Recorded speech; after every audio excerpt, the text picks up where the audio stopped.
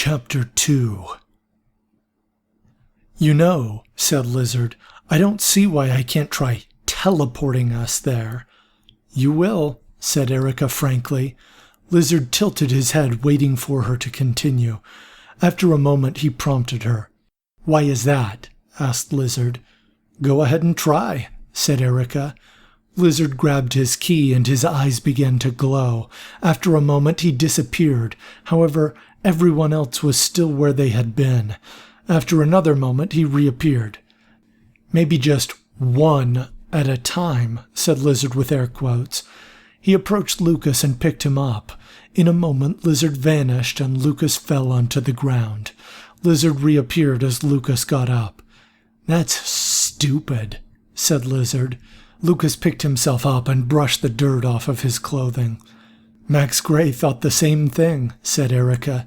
"When he first obtained the key, he thought he would be a phenomenal fighter. He planned to teleport his enemies 10,000 feet into the air and then teleport just himself back down.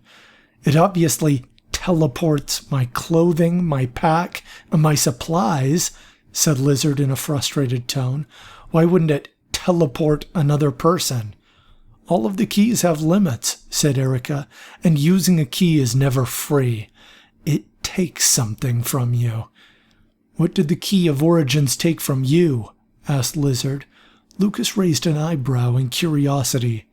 "I guess that the key of origins is more like the space key in that it didn't take from you as much as it couldn't do everything you expected of it," replied Erica.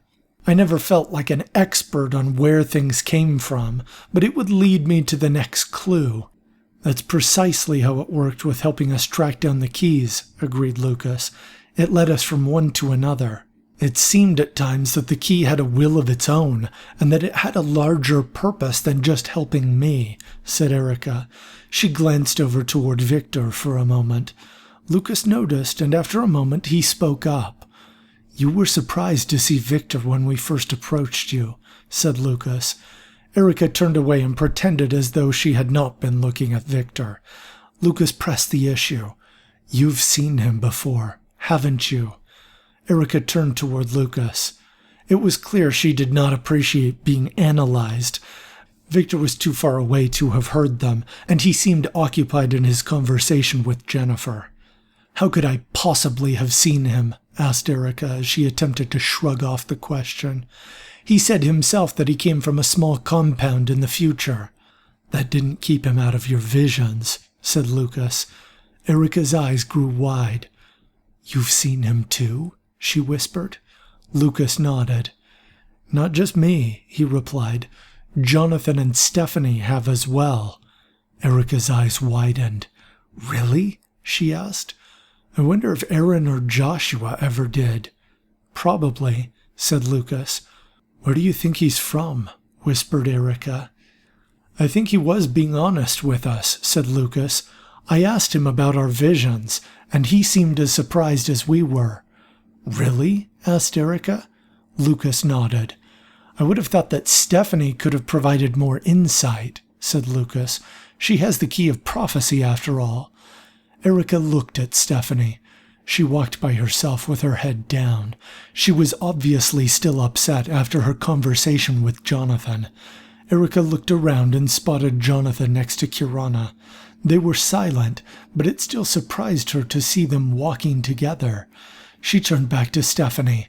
Even though she had hoped the mute engineer would distance herself from Jonathan for Kirana's sake, she recognized the sadness in her eyes, and her heart filled with pity for Stephanie.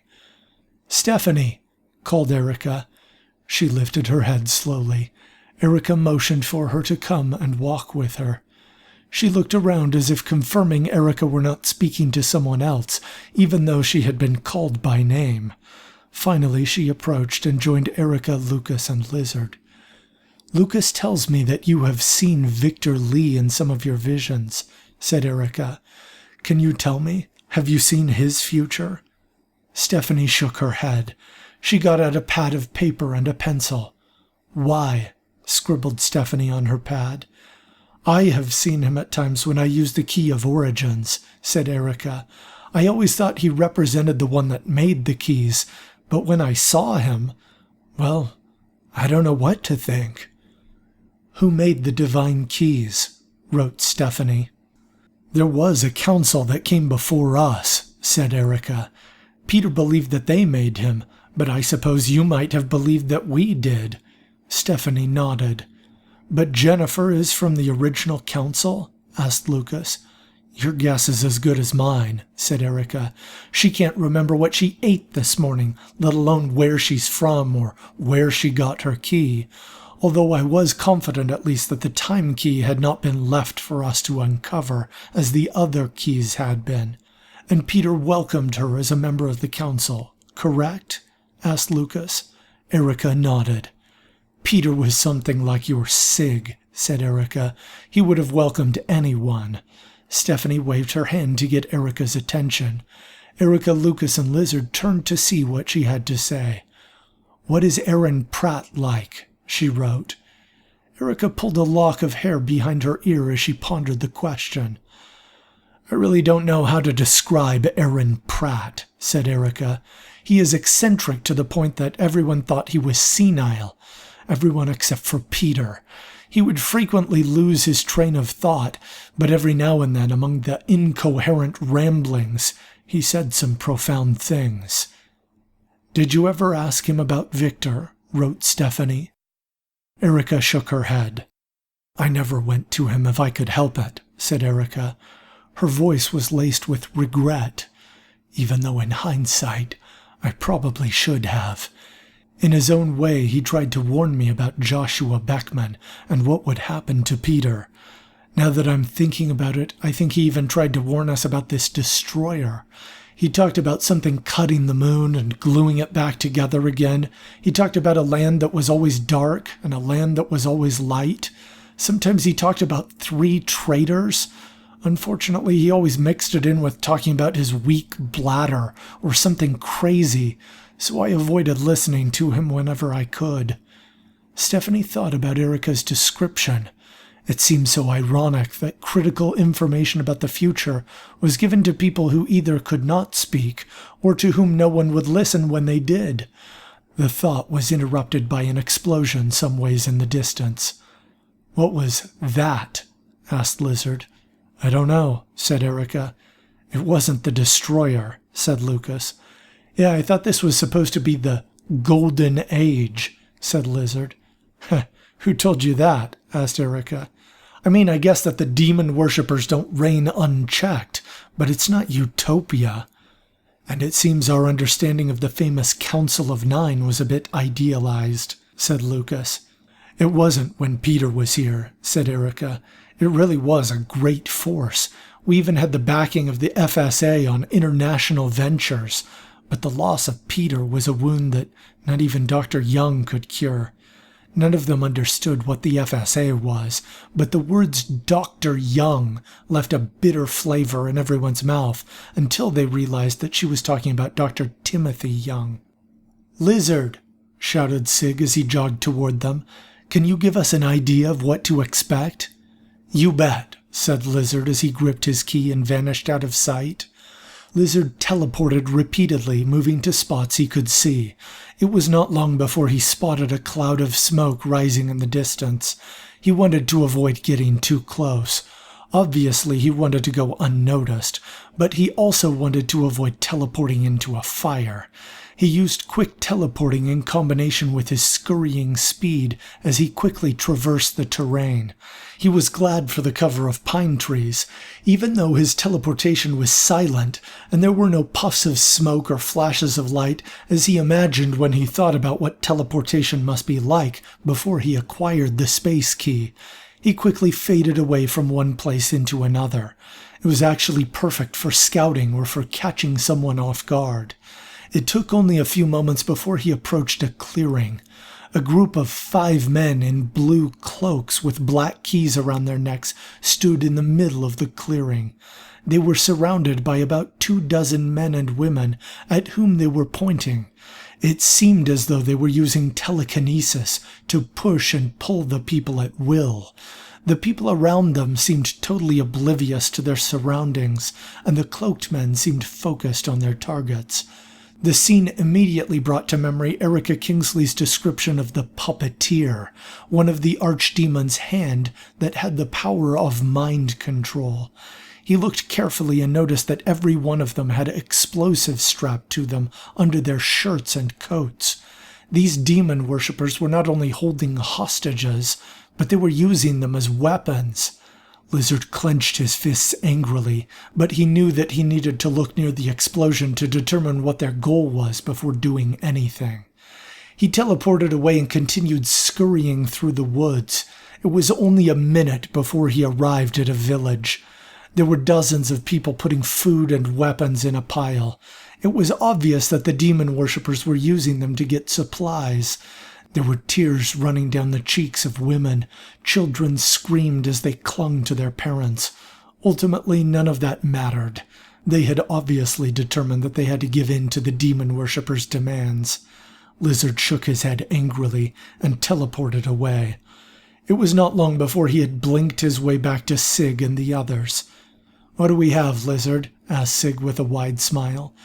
"Demon worshippers in blue cloaks," said Lizard. "They look like they were controlling the minds of hostages. They have several that have bombs strapped to them."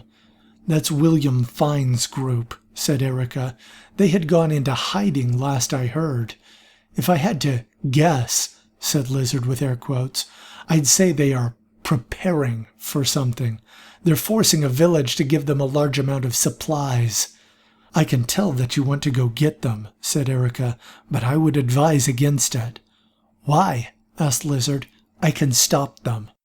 "Probably," said Erica, "but in the unlikely event that they were able to mind control you, they would use your abilities to do a lot more damage." "Erica's right," said Lucas. "No one can be alone. The idea is that if someone on your team gets controlled, the other person needs to either hit them on the head to snap them out of it, or preferably to get the demon worshipper, since they have to concentrate to maintain focus," explained Erica. "I still don't want to wait for everyone else to make it there," said Lizard. "I will go with you," said Jonathan. "I have a feeling that this battle could be won in the mind realm." "I will go as well," said Row 82. The others seemed surprised. "I'm not really interested in the hostages, to be honest, but I am interested in proving our skills against demon worshippers." Row 82 was not concerned by the disapproving looks coming from most everyone around him, but he was surprised by Sig's smile and warm response. "Sounds good, Row 82, said Sig. "Keep an eye on them and signal if anything goes wrong." "Okay," said Lizard. The three of them rushed into the woods. "Is that a good idea?" asked Kirana. "He'll keep an eye on Jonathan," said Sig with a smile. Kirana blushed slightly, although she feigned indifference and rolled her eyes. Stephanie lowered her head and turned away. Erica noticed Stephanie's reaction and decided that her suspicions were confirmed. Stephanie must have learned about Jonathan's feelings for Kirana. "We still need to move quickly," said Lucas impatiently. "The point of this trip is to save time." Everyone seemed to agree with Lucas and began quickening their pace. Lizard, Jonathan, and Row 82 moved quickly and quietly through the woods. Row 82's eyes glowed as he looked around. "Do you see them?" asked Lizard with air quotes. Row 82 nodded. "They are using their hostages as a wall of protection," said Row 82. "Each hostage is attached to an explosive device. No doubt they will send these hostages as suicide bombers if they detect someone approaching. But they are far enough away that even if one of the hostages exploded," said Lizard, "they would not be harmed themselves." "It's a clever strategy if your opponents care about the hostages," said Row 82. "Their opponents do care about the hostages," said Jonathan with a frown. "I will view this as a challenge then," said Row 82. "It will be interesting to see if we can strike surgically without negatively impacting the hostages." "Interesting?" asked Jonathan in a disgusted tone. "Yes," said Row 82.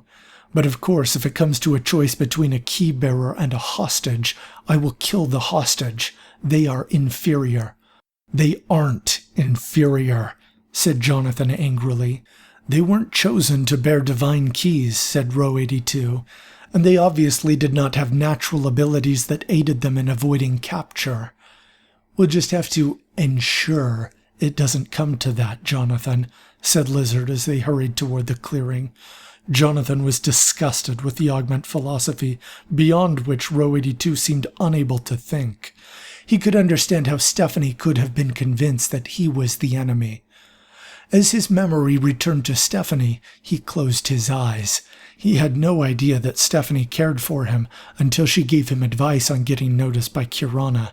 He had felt terrible for not realizing that she had feelings for him sooner. It was not that he disliked Stephanie. In fact, he enjoyed her company. She was beautiful, intelligent, and kind. Her lack of speech did not bother him, especially since they could speak to one another with the power of his key. He had tried to tell himself that she had developed feelings for him because of the power to speak telepathically granted by the soul key. She was in love with the soul key, not with him. Of course, deep down, he knew that her feelings were real. He felt terribly guilty for having asked advice about Kirana. He remembered the look of pain on her face when he had mentioned Kirana. His attempts to apologize were met with tears. She had been ashamed of her reaction and had not spoken to him since. Notwithstanding his guilt, his thoughts eventually returned to Kirana.